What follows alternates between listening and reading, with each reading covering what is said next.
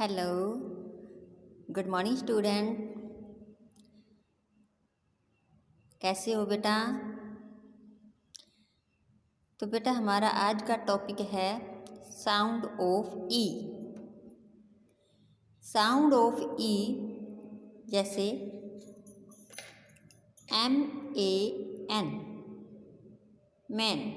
Man means आदमी, यानी बहुत सारे आदमी। TEN, ten.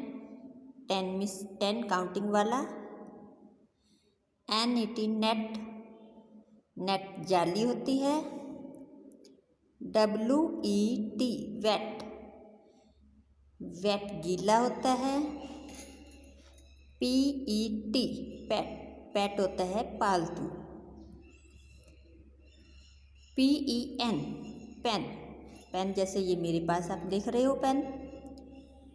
BED, bed.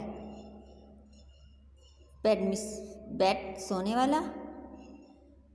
RED, red. Red means colours होता है, लाल।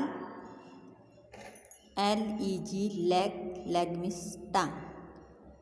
आशा करती हूँ प्यारे बच्चों अब तक जो मैंने करवाया आपको अच्छे से समझ में आया होगा। नेक्स्ट टॉपिक के लिए हम कल बात करते हैं।